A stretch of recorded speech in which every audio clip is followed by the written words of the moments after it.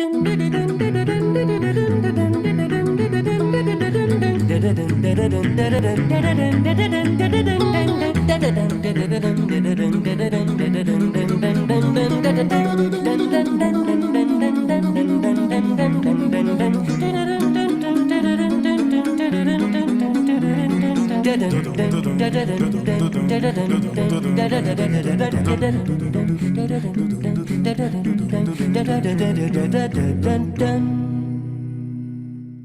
evening, ladies and gentlemen. We're so glad to welcome you as part of our community tonight. Please note that this webinar is being recorded and distributed live stream. By entering this virtual meeting room, you give your consent to be recorded and distributed by Simeon Morrow Public Speaking and Presentations, Vienna Live with Simeon Morrow, and other third parties. If you prefer to not be recorded, please turn off your camera and microphone and/or go to the LinkedIn live video feed, the link to which I'll now place in the chat room. For a better experience, please turn off your microphone and set your video to gallery view. This show thrives on participant contributions, and all participants are encouraged to actively participate in this webinar by making comments and asking questions. To do so, please either write in the chat room, raise your hand, or turn on your microphone to say hi, and I'll be delighted to include your perspective in the conversation. Tonight, our featured guest is John Moffatt, a violist with the Vienna Chamber Orchestra since 1976. We are also pleased to be joined by Professor Lino Rivera of St. Mary's College of California.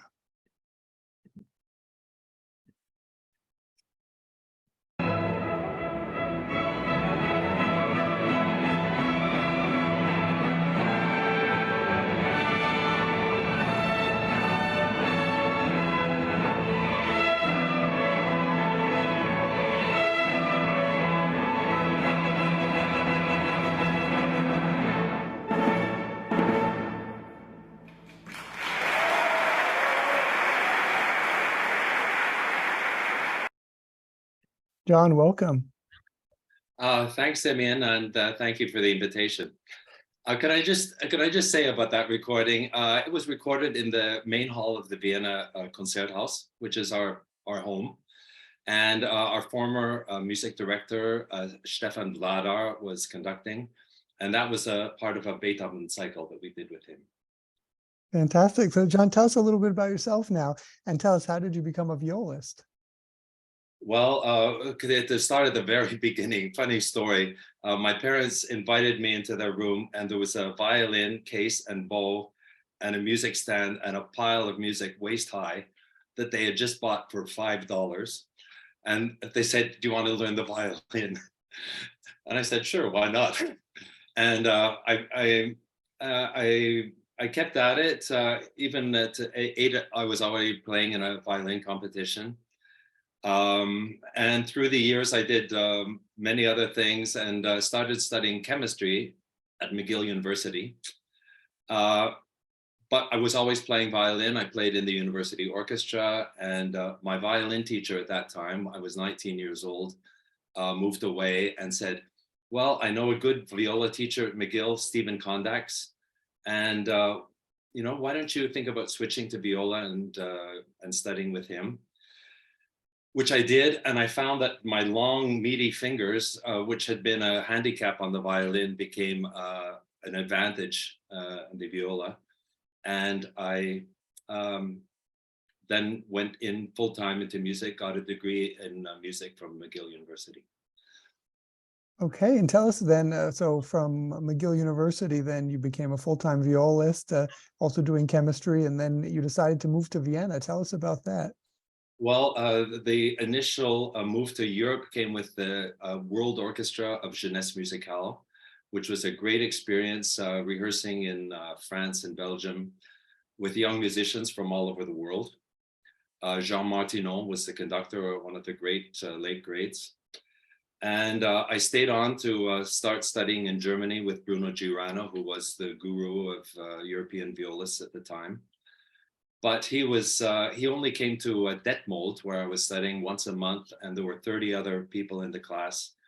So I decided it wasn't for me. And one of the Austrian members of that World Orchestra wrote to me and said, "Why don't you come to Vienna?"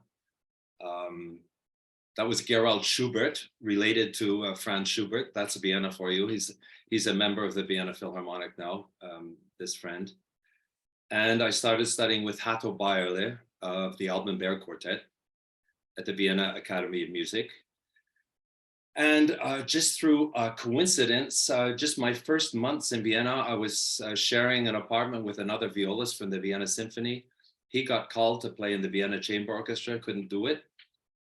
He said, well, there's this Canadian violist staying here, and he seems to be pretty good, so why don't you ask him? And 46 years later, I'm still playing with the Chamber Orchestra. Wow. So tell us, what was Vienna like at that time? You moved there in the 1970s. I imagine it's a Yeah. much different place. Tell us about It it. was a very, very different place from where it is now. It was much more like the Vienna of the third man. There were still piles of rubble from after the war. It was very homogeneous, very Viennese, hardly any language other than German being spoken. In the meantime, it's become incredibly cosmopolitan. A major factor was the UN setting up one of its headquarters here. A lot of diplomacy, a lot of NGOs based here, a lot of international companies now, and it's a totally cosmopolitan city now. What really impressed me then, as it does now, is 9:30 every night, the streets were totally full of people who were coming out of opera, concerts, and theater. And it seemed like everybody in Vienna attended some kind of live event almost every night. Okay, then at 10 o'clock, the city was completely closed and dead. That's not the case anymore, fortunately. But the great thing about Vienna is there's an audience here. People go to concerts and they go to opera and they go to theater.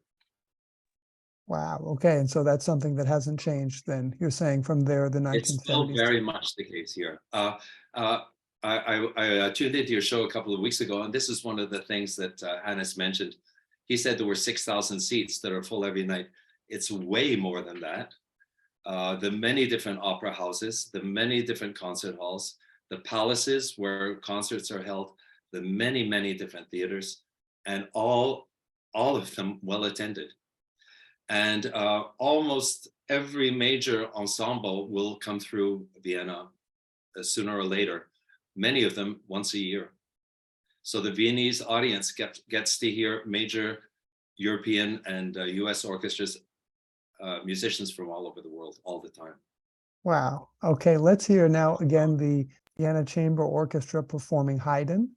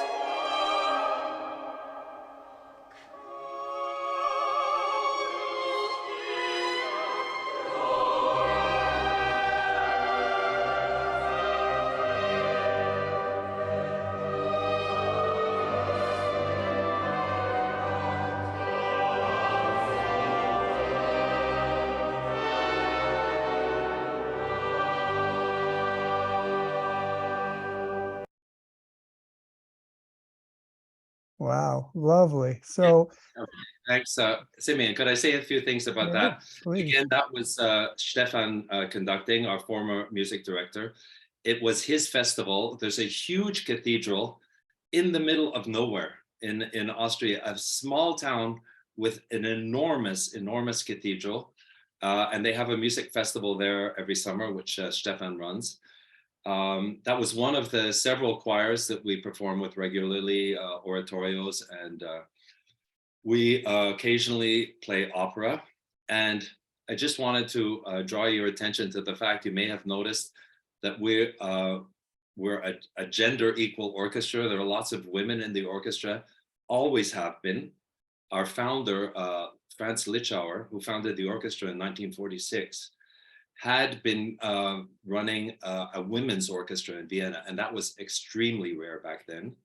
And even when I started playing in Vienna in 1976, there were no women in the Vienna Philharmonic, nor in the Symphony, nor very few in the radio orchestra. So our chamber orchestra was an opportunity for the talented women of Vienna to have a chance. The other thing I'd like to draw your attention to is we usually play with Baroque timpani, and in the examples you've seen also with Baroque trumpets and trombones. Wow. So Okay. it's not really old music, but we go for a kind of lighter, more authentic, more early classical sound. And John, tell us who decided that. Let's go into our first roundtable then, and we'll get into that. Okay. So, what is the Vienna Chamber Orchestra? Let's take a look here at the website. So, the Vienna Chamber Orchestra, and according to its website, in the quote, in the 75 years of its existence, the Vienna Chamber Orchestra has established itself as one of the world's leading chamber orchestras. Over the decades, the orchestra has worked closely with the conductors Carlo Zecchi, principal conductor from 1966 to 76, Philippe Entremont, principal conductor from 76 to 91, later with Yehudi Menuhin, Sándor Vég, Heinrich Schiff, and Stefan Vladar. In 1946, Benjamin Britten conducted the Vienna Chamber Orchestra in the performance of his Serenade, Opus 31. In 1952, at the age of 9, Daniel Barenboim made his debut with the orchestra, and in 1964, Alfred Brendel performed with the orchestra. So, John, tell us about the Vienna Chamber Orchestra. You already told us how you became a member of it. You can explain a little more if you want. And tell us about these musicians who defined it. We have here Philippe Entremont, Yehudi Menuhin, Sándor Vég, Heinrich Schiff, Stefan Vladar, all these people. That's a lot of music executives. Tell us about them, and tell us how they shaped the orchestra and defined what the Vienna Chamber Orchestra is. Okay, well, one of the things that you probably notice is that they're almost all instrumental soloists. Most of them violinists. Heinrich was a cellist. Philippe, pianist, and Stefan Vladar is a wonderful pianist. And we probably will be talking later about the fact that we aren't so, as a chamber orchestra, we aren't so dependent on the conductor like a symphony orchestra is. So a typical concert with all of these people would have been one or maybe even two concertos with the conductor soloist leading the orchestra, which means they make a few gestures during the rests. Basically, we're listening to them and following them and playing chamber music with them. So that's one of the things that we are used to being on more or less automatic pilot and playing and going with whatever the soloist does. When I joined the orchestra, Philippe had just taken over the artistic directorship. He is a wonderfully elegant pianist, a charming individual. He had a huge following, and thanks to Philippe, we toured extensively all over the world. He had a huge following in the United States. We did many tours with dozens of concerts all over the US. We've been to Japan over 20 times, many of the trips with Philippe, because he's well known and loved there. And we've done all of the major festivals in France, because of course, as a hometown hero, he's well known in France. And tell us a little bit, John, about when you perform, you said he's a piano soloist, so he was already famous as a soloist, not as a conductor. And he came to the orchestra, and when he first performed with the orchestra or conducted the orchestra, so to say, what program did you do? Was it all just Mozart piano concertos, or what was it like?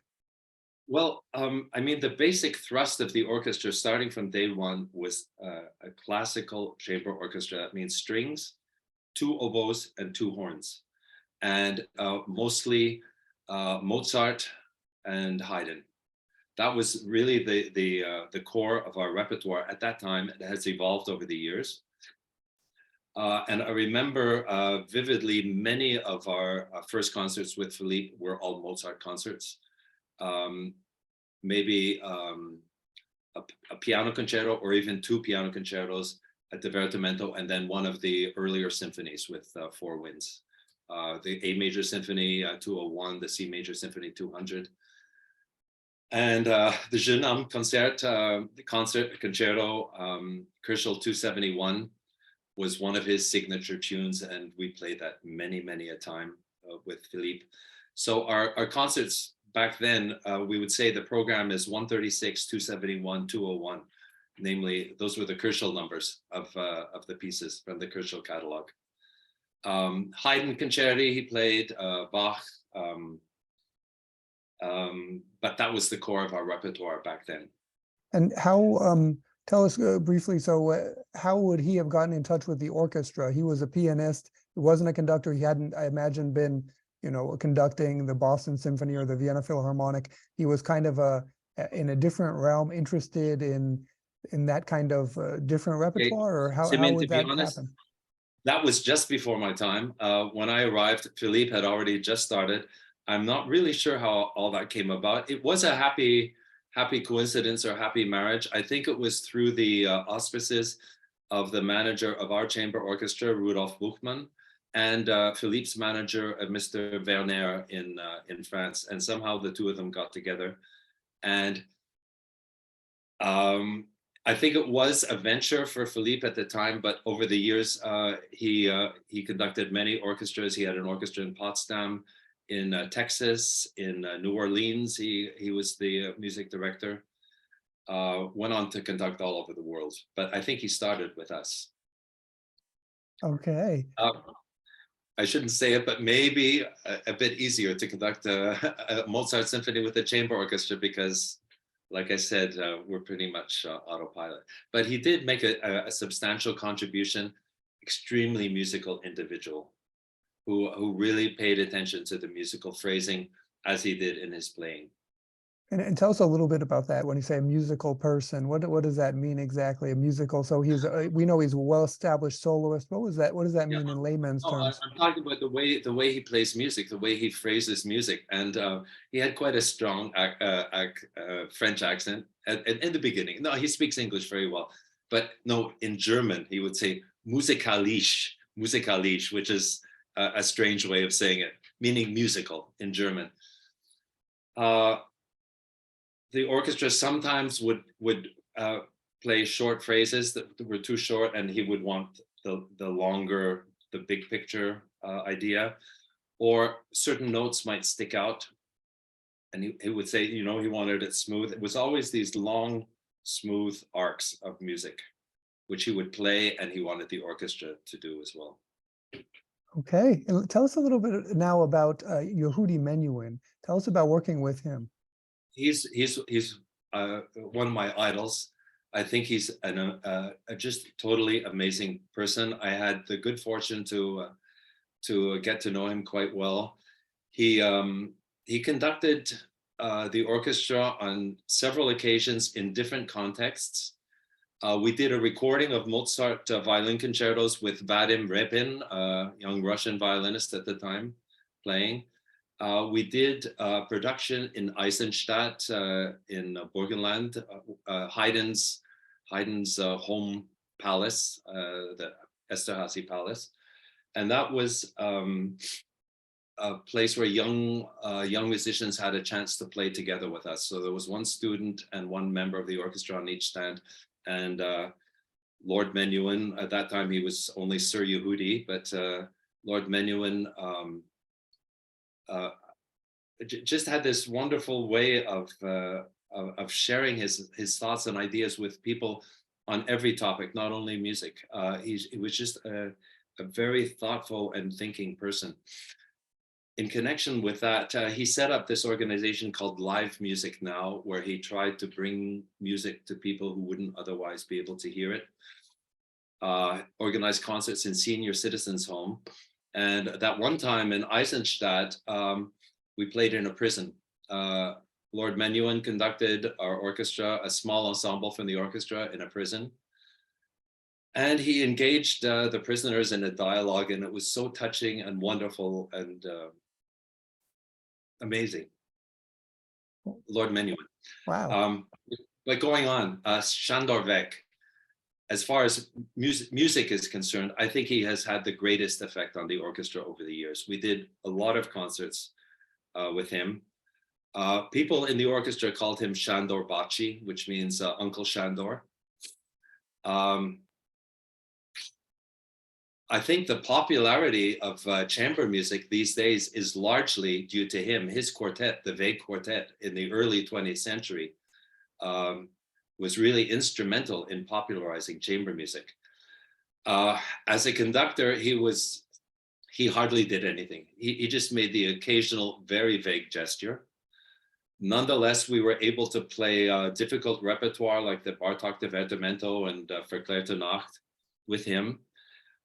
Basically, he was a teacher. He philosophized. He told us what was good and bad about music, really in a philosophical way, how we should protect European traditions and European style and color in musicianship. He demanded 100% contribution from every member of the orchestra. And I remember one time we were rehearsing with him, and just for a few seconds, I let my mind wander, and maybe I was playing 98% instead of 100. And I looked up and I see these two laser eyes looking at me. You know, he was constantly surveying the orchestra, making sure that everybody was really contributing their maximum. Consequently, the orchestra sounded great under him. And now it's some years later, I still hear his influence in the orchestra. John, and tell us about Sándor Vek. So he was famous as a violinist in a string quartet. Is that right? That's how he famous as a violinist in a string quartet. It was called the Vek Quartet. And back then, very early 20th century, it wasn't such a common thing that there would be a permanent string quartet that toured. And he would interject the rehearsals with very funny, colorful, and sometimes spicy anecdotes from his youth and touring. And John, so a rehearsal with him, he wasn't using his arms. He was kind of just, talking to you and things where people were playing, and then he was just kind of coaching. There was a lot of talking, almost preaching, proselytizing, trying to get us to see his view of music. But same kind of thing as Philippe, though, musicality, not doing anything that was unmusical. He had a sense of humor. He could also be very biting in his criticism. And I'll tell you one famous remark that he made at a master class that he was giving to one violinist. The violinist played, and he said to him, "I know that you play worse every day, but today you're playing like the day after tomorrow." So that's the kind of thing he came out with. Wow. You didn't want to get on his bad side. So John, tell us now about Neville Marriner. So he's also a violinist, if I understand it. Also a violinist, and I think this is one of the the themes of the chamber orchestra, that the leaders are often musicians themselves who really know how an orchestra works, who know how very many of them know how string instruments work, what bowings and fingerings are like. Neville was wonderful to work with. He was extremely relaxed in the rehearsals, knew so much. And maybe one of these pictures will be from his later, they certainly are from his later years. He conducted us at 92 and had a full schedule. He'd arrive from Japan, come straight from the airport to rehearse, and leave after the concert for Stuttgart. And that was his life at 92. John, and he was also famous for that Academy of St. Martin's in the Fields, which I imagine is also considered a chamber orchestra. Is that right? Absolutely. The Academy is a chamber orchestra, certainly one of the most famous.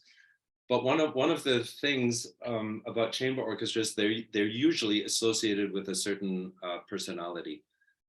Academy of St. Martin's definitely with Neville. The Munich Chamber Orchestra with Karl Munchinger, There was the Orchestre Chambre Jean-François Paillard. That's not the case for us. And I think that's one of the reasons for our longevity. We've been going for 77 years now, and I don't see an end to it. And I think it's because we weren't really dependent on one individual. A lot of chamber orchestras come and go as a reflection of whoever was leading. I know the Academy is still going strong, thank goodness, because it's a wonderful orchestra. And John, tell us briefly about the last two. We have Heinrich Schiff and Stefan Vlado. Tell us a little bit about Heinrich Schiff. Okay, Heinrich, wonderful cellist. Really one of the finest cellists anywhere. A fantastically energetic and emotional person. We did a Beethoven cycle with him as well in the Concerthaus. We did all of the Beethoven symphonies. Another person who had extremely strong ideas about music.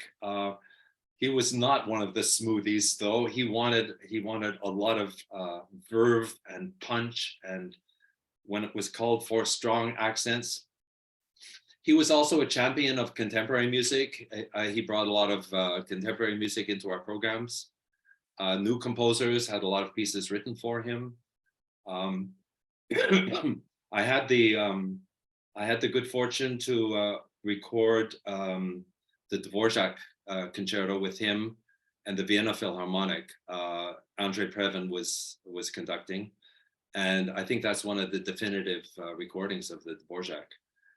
Just a wonderful cellist, and of course knew strings inside out and transmitted a lot of his knowledge to the orchestra. And John, so his conducting style, was it, you say that he wasn't so relaxed like Neville Mariner, he was a pretty intense guy. Sounds like his playing was a little more aggressive, or? And I prefer to say energetic, but I mean, he could have chopped the tree with one of his gestures, because they were so strong and full of energy. He had a temper. I mean, he could lose it if things weren't going well. He'd go off the deep end, but kept people on their toes. And I think the orchestra prospered under him as well. Okay, and then the most recent music director, Stefan Vlado. Yeah, Stefan Vlado, again, a wonderful pianist. He was a child prodigy, won major competitions at a very early age. And typically for our orchestra, the programs with Stefan would involve a concerto, excuse me, a concerto and a symphony and maybe another shorter piece. We recorded the complete Beethoven piano concertos with him. That's a box set, which came out very well with our chamber orchestra. Received excellent reviews. The topic for most people was, can you play these pieces with a small orchestra? I say yes. That's how they were played back in Beethoven's time. It was a much more low-key kind of thing, not a huge symphony orchestra with the modern instruments like we have now. Anyway, I thought that project turned out very well. We traveled a lot around the world with Stefan as well. Over the years, the chamber orchestra is very flexible because it's small. It's hard to move a symphony orchestra. It's a huge logistic thing. They have to play in the biggest halls. They can only play in major cities. Thanks mostly to the chamber orchestra, I've been to over 100 countries. We've played all over the world in some really exotic locations as well. And John, so Stefan Vlado, when he's doing the Beethoven, he would just play the piano, and kind of you guys again were on autopilot, or how was that relationship? Was he also kind of micromanaging like Schiff, or?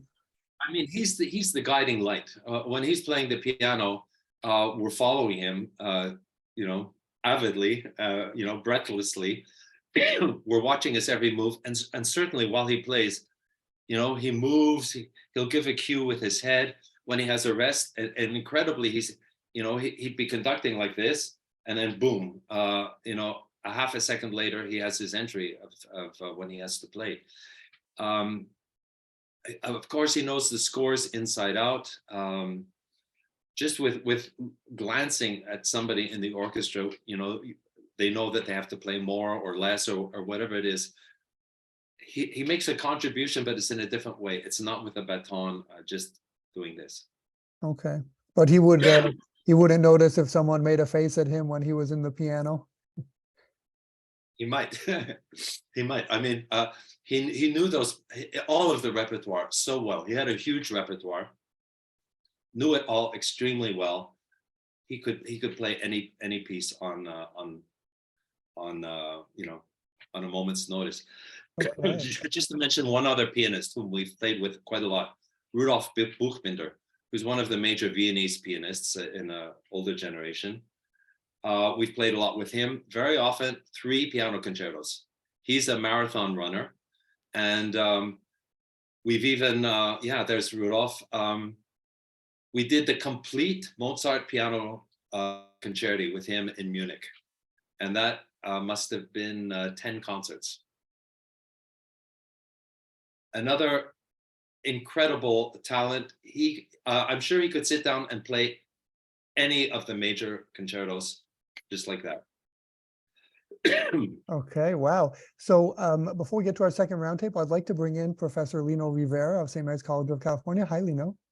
Hello, Simeon, and hello, John. It's a pleasure to hear you and see you and see your accomplishments there with the Vienna Chamber Orchestra.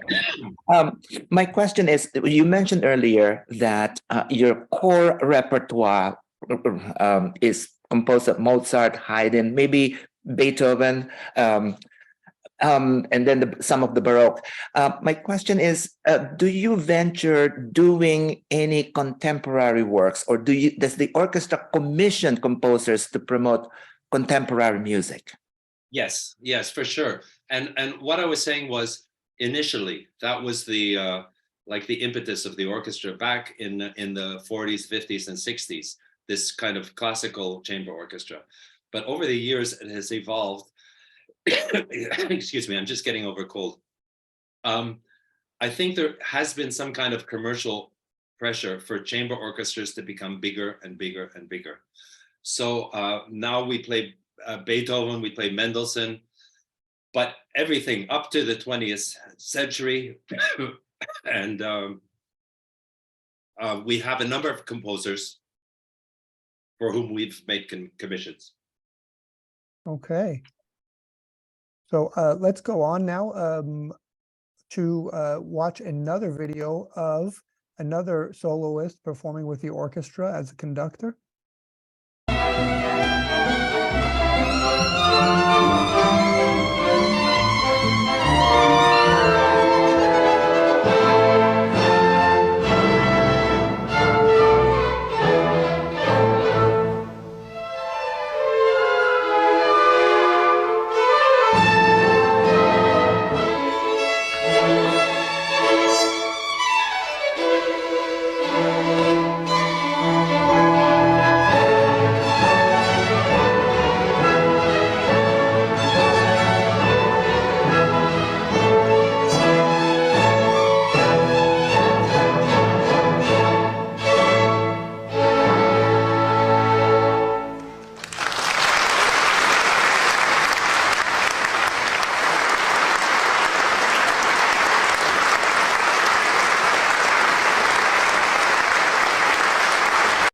Okay, so John, now tell us a little bit about that was Udo Ugi, the violinist, performing a concerto and at the same time performing with the orchestra. Tell us a little bit about that. That seems to be exactly what you were talking about. Mm-hmm. Yeah, it's the same syndrome. A soloist, not necessarily a conductor. He plays a concerto, and then after that piece, there would have been a symphony that he conducted, but with a lot of input from the orchestra. Fantastically virtuose violinist. Plays Paganini incredibly well. We played lots of Paganini concerti with him, and he'd often play these incredibly virtuose showpieces as encores. But there are 2 incidents I'd like to mention with Udo Ugi. One is a concert that we played in the Ravello Festival. They in the summer, they build up a stage on the grounds. There it is, the stage that they build up in the summer. This is on the grounds of a mansion where Richard Wagner lived. He spent the summers in Ravello, and in the background, you see the Amalfi Coast. It's incredibly high up. Sorry. Some of the musicians refused to enter the stage from the back because it was a hundreds meter drop down to the sea from behind the stage. So they had to go up those stairs in front of the audience. After the concert, there were fireworks in the villages below, and we were looking downwards to see the fireworks. They were below us. So the atmosphere there was absolutely amazing. You can get a feeling for it in that picture. Wow. Okay. So the other incident with Uto Ugi was we were playing near Lake Garda, and there was some kind of a big festival there as well. We were playing in a huge old church, and it had been arranged that after the concert there were going to be an incredible fireworks display over the Lake Garda, and it had been arranged that they would only start at exactly 11 o'clock. And our concert was timed so that we would finish by 11. So we're playing through the concert. It's the last movement of a Haydn symphony. It's 10:45. And suddenly there are these incredible explosions which are echoing through this stone cathedral. And the concert ends in the middle of a Haydn symphony with Udo Ugi conducting, because we just couldn't compete with the fireworks. wow. Well, he must have not been very happy about that. I'm glad he wasn't one of the other music directors. Right. Okay, so let's go on to our second roundtable. What is a chamber orchestra and how is it different from a symphony or philharmonic orchestra? John, according to the Merriam-Webster dictionary, a chamber orchestra is simply, quote, a small orchestra usually with one player for each part, end quote. A symphony orchestra, on the other hand, is, quote, a large orchestra of winds, strings, and percussion that plays symphonic works, end quote. And a philharmonic orchestra is accordingly synonymous with the symphony orchestra. According to those definitions, based on what we have seen the Vienna Chamber Orchestra perform tonight, the Vienna Chamber Orchestra is less a chamber orchestra than a symphony orchestra. Are those definitions of both the chamber and symphony orchestras simply too reductive? Let's get to know some chamber orchestras and how they define themselves. So first we have here the St. Paul Chamber Orchestra, and it's written about it. The St. Paul, quote, the St. Paul Chamber Orchestra is widely regarded as one of the finest chamber orchestras in the world, entering its 64th season in September.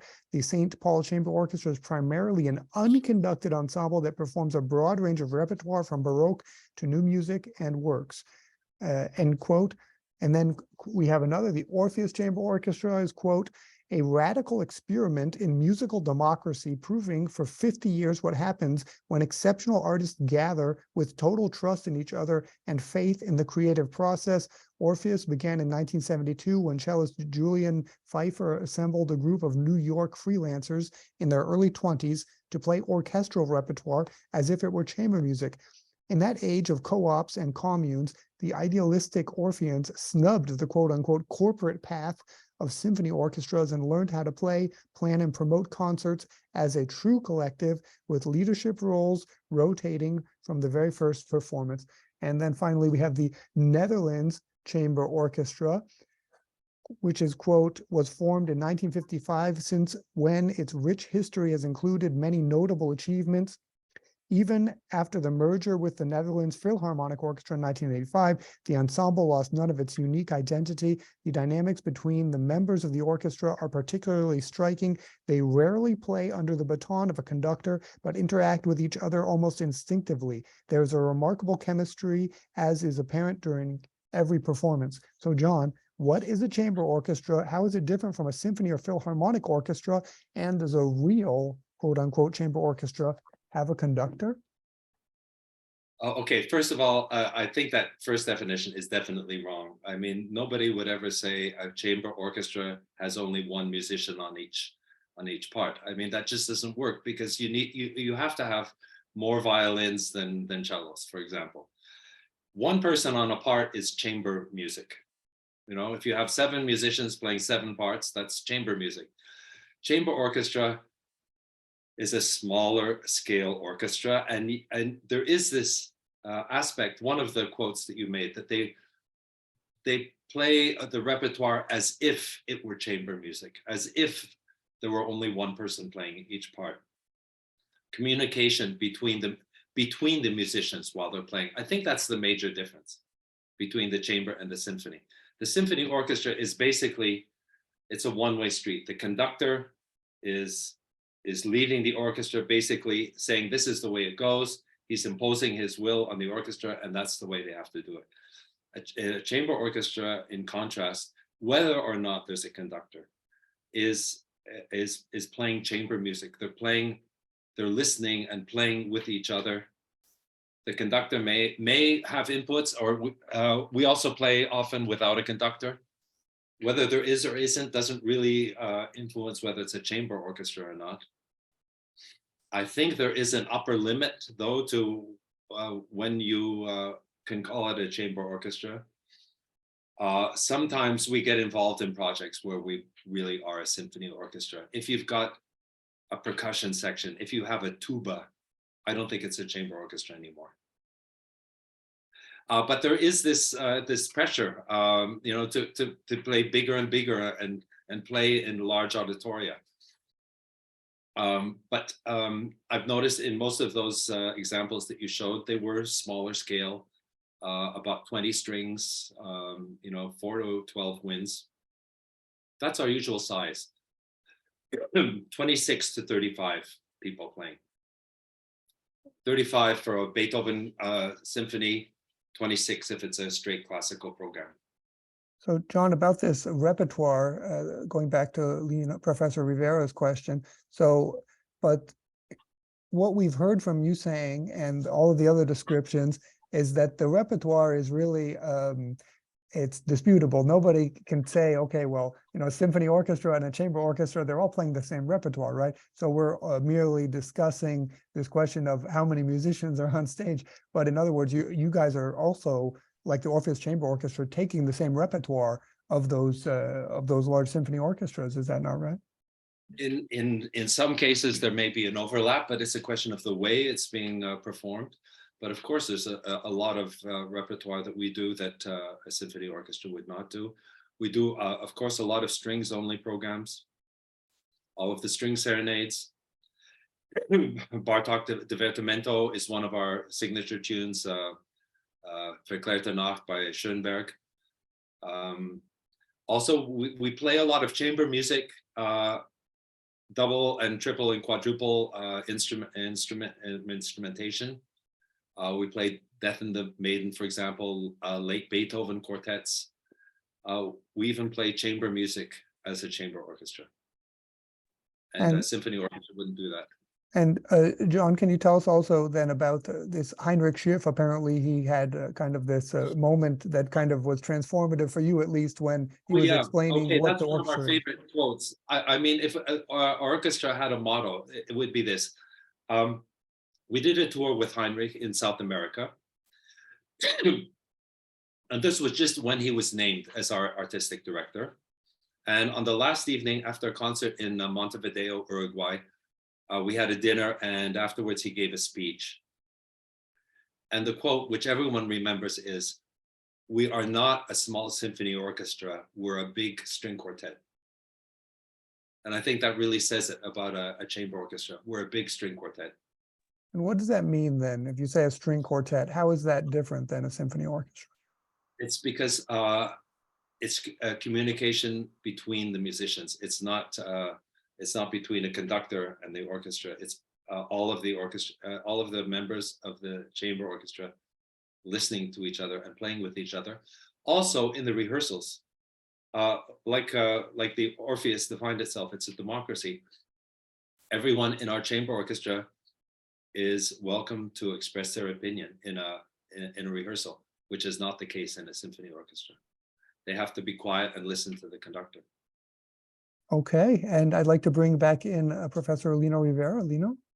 Hello, John. I just want to follow up. You mentioned that there is a pressure to grow big, and we all know that. Now, in terms of the orchestra, of the Vienna Chamber Orchestra, what can you describe and elaborate what is that pressure? What are the details of that pressure to expand? And the second question is, how do you resist that? Well, I can't fully answer it because it's partly a commercial question, which our business manager would probably be better equipped to answer.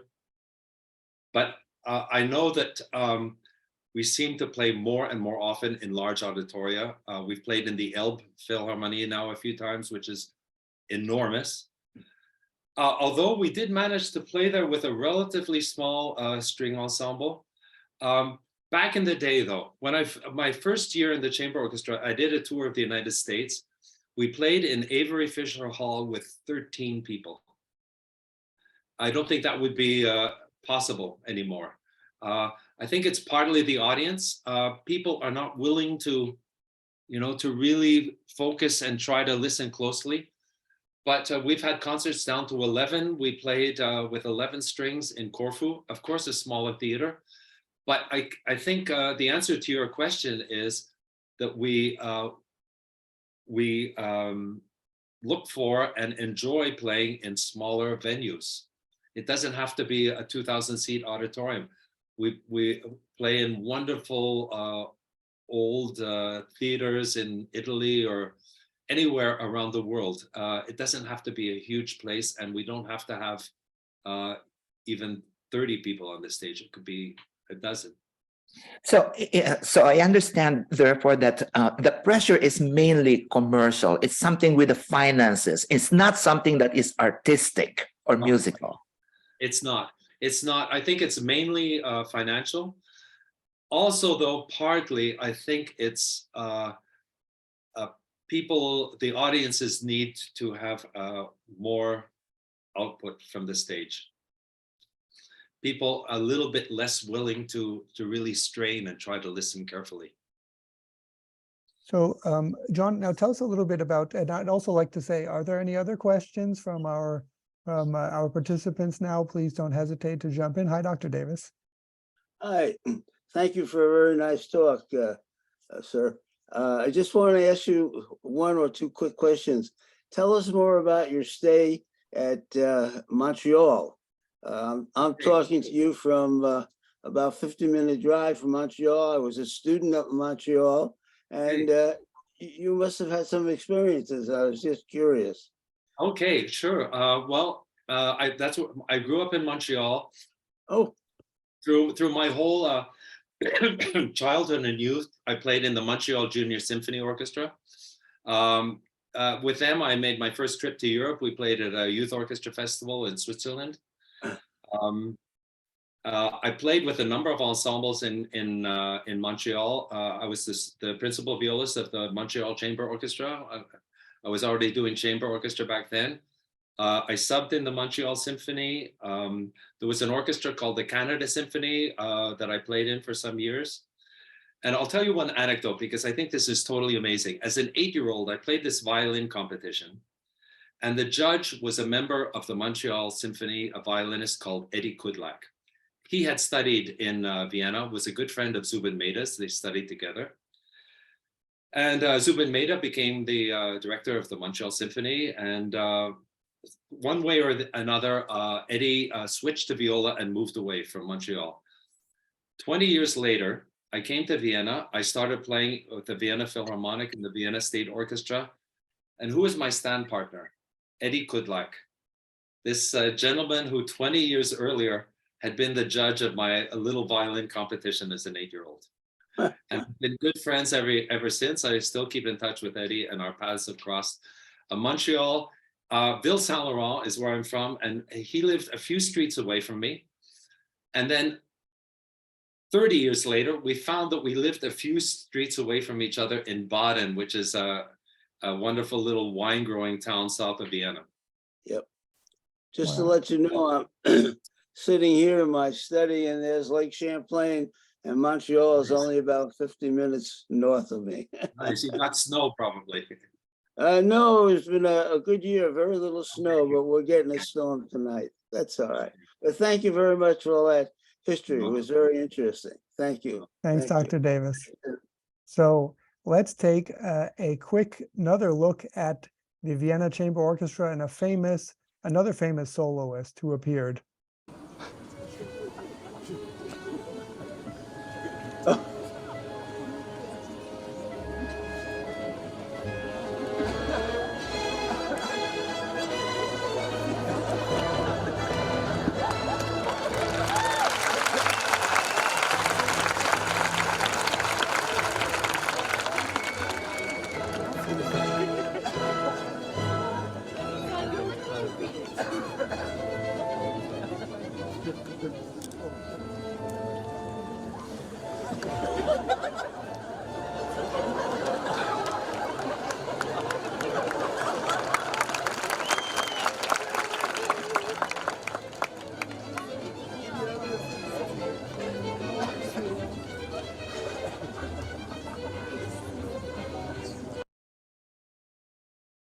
Okay. Okay, Hi, everyone. wow.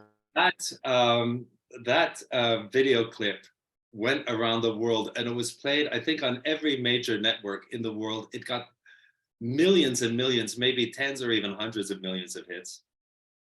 I got so many notes from people all over the world. That concert was in Ephesus, in a Greek amphitheater, 6,000 seats. Wonderful acoustics. We played in a number of antique amphitheaters over the years. In Naples, there's a wonderful one. Philippi in Greece, we played there with Philippe in Sicily. This one is now in Turkey, but it's a Greek amphitheater. In Tunisia, we've played in amphitheaters. Wonderful acoustics, fantastic atmosphere outdoors. On that particular day, during the rehearsal, this dog had come and it lay down right beside me for the whole rehearsal. And I think it could smell my dog on my clothing because I had a dog at the time. And she stayed with me through the whole rehearsal. A stray dog, there are lots of them in Turkey.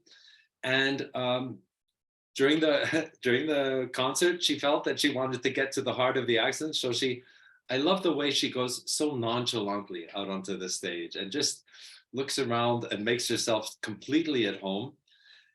And I believe that video was taken on the phone of Fazil Say, who was the piano soloist, a wonderful, wonderful Turkish pianist, incredibly creative musician, wonderful composer. I think that was Fazil's recording that he did on his phone. Wow. Okay. So we've covered a lot of ground today. Tell us, John, then, you've been at the center of musical life in Vienna since 1976. Tell us, what are your plans for the future? What do you see the musical life of Vienna and of the rest of the world? What do you see happening in the future? Well, we all know it's getting harder and harder to keep things going. An orchestra, I mean, the ratio of the people in the orchestra to the audience, it becomes harder and harder to make it financially viable. One of the things that concerned me a lot when I played the Sunday morning concerts with the Vienna Philharmonic was I'd look out and it would be a sea of gray hair, that there would not be a single young person in the audience. It's a bit of a problem in Vienna, but I still see Viennese continuing to support the arts and attend concerts. The government of Austria and the government of the city of Vienna sponsor the arts to an incredible degree, to an unbelievable amount. That's part of the Austrian mentality. They just feel that it's a necessity. But as I was saying earlier, just today and yesterday, there's been discussion about closing the Radio Symphony Orchestra.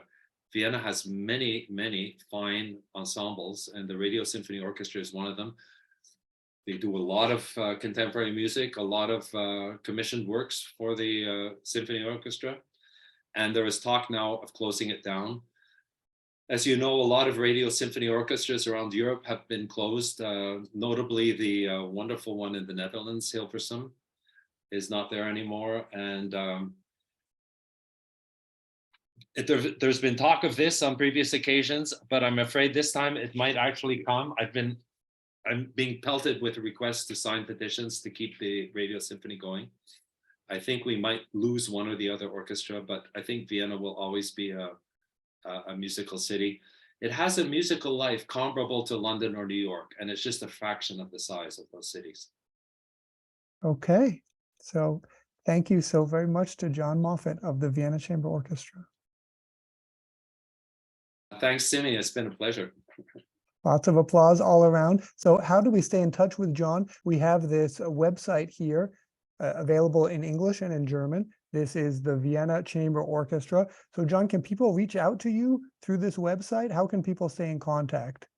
I suppose they could. Is there, yeah, just say subject to John Moffatt and they'll forward it to me. Perfect. Okay, so I'll put this in the chat room right now. It's kammerorchestra.com. And yeah, that was a major investment by the orchestra. We got this URL, kammerorchestra.com. Okay, so there it is. And please feel free to reach out to John with any of your questions or comments. There it is, kammerorchestra.com/contact. So let's take a look at what's coming up next week. We have Judith Sherman producing music recordings. The 19th and 20th centuries witnessed unforeseen human ingenuity. The historian Walter Russell Mead describes that ingenuity well, writing, quote, "The Industrial Revolution and Scientific Revolution that accompanied it made it possible for ordinary people to live lives of affluence and security that would have astounded the court of Louis XIV. Automobiles, radios, vacuum cleaners, televisions, and so on transformed the material existence of the masses as well as of the elites. At the same time, the revolution in healthcare brought a multitude of diseases under control, extended lifespans by decades, and found new ways to dull the pain of surgery and childbirth," end quote. One of those incredible feats of human ingenuity was to capture live sound on disc-like objects. The sound, quote unquote, recorded on those discs could be recreated on mobile speaker-like instruments, effectively freeing live sound from time and place and transporting it into the future. Recording has always been the essential characteristic of Western music. We are taught that Western music began when Carolingian monks were dispatched to European cathedrals armed with written musical, quote unquote, notes to Gregorian chant. If the standardization of written recordings is considered the birth of Western music, then mechanical reproductions of sound waves must be Western music's 20th century rebirth. Judith Sherman, a producer who has been awarded 15 Grammys and 7 of them for Producer of the Year by the National Academy of Recording Arts and Sciences, now called the Recording Academy, joins our show and will tell us she'll tell us all about what it means to be a recorded music producer and all the different steps that they take. So that is Judith Sherman producing recorded music, which is next Wednesday. And I'd like also to bring your attention to this Support Vienna Live Now function, which is available on the website. And you are able to make one-time or monthly donations to support the show. Your contributions make this show possible, so please do consider generously donating. Once again, thank you so very much to John Moffatt. Thank you to Lino Rivera, to Agnieszka and Benoit Rivolet for the support of the show. Most of all, thanks to you, our participants who make it all worthwhile, from Vienna, Austria, from New London, New Hampshire, and the Bay Area, California. Goodbye, and see you next Wednesday. Bye. Bye.